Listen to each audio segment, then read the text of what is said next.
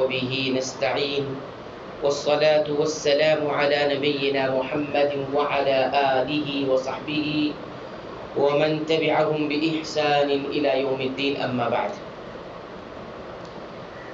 گزشتہ درس میں سورہ الفاتحہ کی مختصر سی تفسیر اور اس کے معانی کا مختصر سا مفہوم آپ حضرات کی خدمت میں بیان کیا گیا تاکہ ہم 5 وقتہ نمازوں میں، سنتوں میں، نوافل میں، اسی طرح قیام اللیل تہجد میں اس کی جو تلاوت کرتے ہیں اس کو اچھی طرح کر سکے، سمجھ سکے اور ہمارے نمازوں کے اندر خشوع و خضوع پیدا ہو سکے. اسی طرح سب سے پہلی سورت جسے یاد کرنے کے لیے ہم نے کہا ہے، اس میں سب سے پہلی جو سورت آتی ہے سورہ فاتحہ کے بعد وہ ہے سورۃ الزلزال یا سورۃ الزلزلہ. تو کئی ایک نام ہے اس کے، سورۃ الزلزال یا سورۃ الزلزلہ، جس کو عام طور سے ہم اپنی زبان میں اذا زلزلت الارض کہتے ہیں. تو آئیے اس سورت کا مختصر ترجمہ اور اس کے معانی کا مختصر سا مفہوم دیکھتے ہیں. اللہ تعالیٰ فرماتے ہیں اعوذ باللہ من الشیطان الرجیم بسم اللہ الرحمن الرحیم اذا زلزلت الارض زلزالها، جب زمین اچھی طرح ہلا دی جائے گی. واخرجت الارض اثقالها، اور زمین اپنے بوجھ کو باہر نکال پھینکے گی. بوجھ کو باہر نکالنے کا مطلب یہ ہوتا ہے کہ زمین میں جو کچھ دفن ہے چاہے وہ مردوں کی شکل میں اسے بھی باہر نکالے گی، مردے نکل آئیں گے باہر، اور جو کچھ خزانے زمین کے اندر ہے وہ بھی نکل آئیں گے. یہ قیامت کے قریب ہوگا، قیامت کے وقت ہوگا. وقال الانسان ما لها، یہ ساری باتیں دیکھ کر انسان کہے گا ما لها، اسے کیا ہوا ہے، یہ ہل کیوں رہی ہے اور اپنے خزانے باہر کیوں نکال رہی، یہ مردے باہر کیوں نکل رہے. وقال الانسان ما لها، یہ انسان کی حیرت ہوگی اور اللہ کی ہوگی.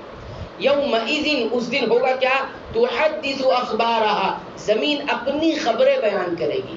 اپنی خبریں بیان کرنے کا مطلب یہ ہے کہ زمین کے اوپر جو کچھ ہوا ہوگا زمین بتائے گی، یہ ہم پر گواہ دے گی کہ فلاں وقت میں فلاں صاحب نے ہم پر یہ کام کیا، چاہے وہ اچھا کام ہو چاہے وہ برا. کتنا بھیانک منظر ہوگا. یومئذ تحدث اخبارها بأن ربك اوحى لها، اور یہ ساری باتیں جو زمین کر رہی ہے یہ اپنے طور پر نہیں کرے گی کہ اس کو کوئی شکتی مل گئی ہے ایسا کرے گی، نہیں. بأن ربك اوحى لها، یہ اپنے رب کی حکم سے کرے گی، جو رب نے اسے اس کی طرف ڈالا ہوگا کہ زمین اب یہ کرو، وہ کرنے لگے گی. یہ اللہ کے حکم سے ہوگا، کسی اور کے حکم سے نہیں، کسی اور کی قدرت و طاقت سے نہیں. پھر فرمایا یومئذ، اس دن یصدر الناس، لوگ آئیں گے اشتاتا، ٹولیوں کی شکل میں.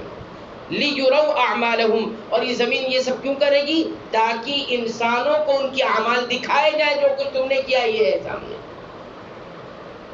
لیروا اعمالهم، اب یہ ٹولیوں میں انسان آنے کا کیا مطلب ہے، گروہ گروہ، جماعت جماعت بن کر.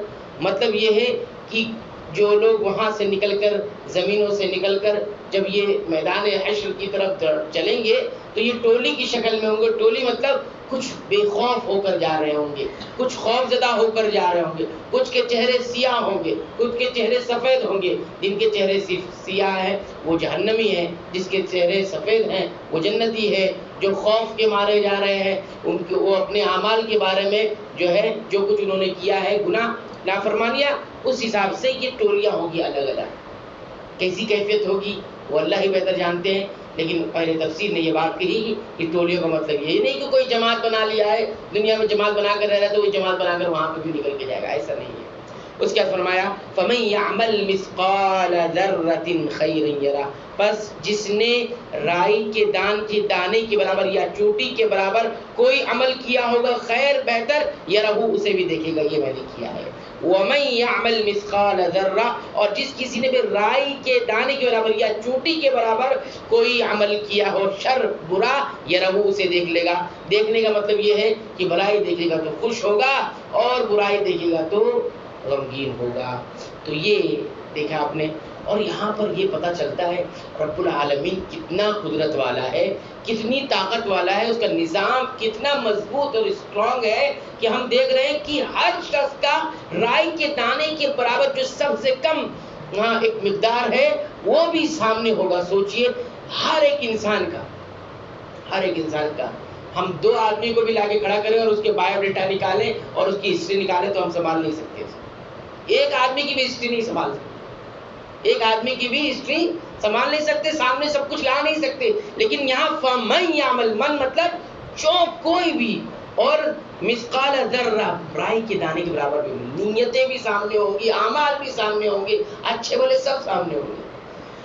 کتنی عظیم صورت ہے یہ, اور کیا کیا چیزیں یہ بیان کر دیتی ہیں. قیامت کی ہولناکیاں ہو, انسان کی کیفیات ہو, اور اسی طرح احوال الناس یعنی لوگوں کے احوال کیا کیا ہوں گے اس وقت, وہ ساری باتیں یہ بیان کرتی ہے. ہمیں بھی اس صورت کو یاد رکھنا چاہیے, یاد کرنا چاہیے. آپ کوشش کریں روز ایک آیت یاد کرنے کی کوشش کریں, 1 یا 2 دن ایک آیت میں لگائیں تو چند 8 آیت کی یہ صورت ہے. آپ کو چند دنوں میں, ہفتے میں, 10 دن میں, 15 دن میں یہ صورت بھی یاد ہو جائے گی, اور آپ اس کے بھی نماز میں پڑھ سکیں گے, قرات کر سکیں گے. تو اسے بھی یاد رکھنا چاہیے. اس کا مختصری تفسیر اور ہم نے اس کا معنی آپ کے سامنے بیان کر دیا. اگلی صورت انشاءاللہ ہمارے سامنے ہوگی سورہ العادیات, والعادیات ضبحا, اس کے بھی ہم دیکھیں گے تاکہ وہ بھی ہم یاد کر سکیں, اور پڑھتے وقت یہ ساری باتیں جو ہم نے ابھی بیان کی یہ لا سکیں تاکہ ہماری نمازوں میں خشوع خضوع پیدا ہو, ہماری نمازوں میں دھیان پیدا ہو. ہم نماز پڑھیں نہیں بلکہ ہم نماز سمجھیں. آج کل ہم کیا کرتے ہیں, نماز پڑھ رہے ہیں. نماز پڑھنا ایک الگ شے ہے, الگ چیز ہے, اور نماز کو سمجھنا ایک الگ چیز ہے. نماز سمجھ کے پڑھیں گے اس کے اچھے اثرات پر ہوتے ہیں. اللہ تعالیٰ سے دعا ہے رب العالمین تو ہمیں ان تمام باتوں کو یاد رکھنے کی توفیق عنایت فرما, اس پر عمل کی توفیق عنایت فرما, آمین.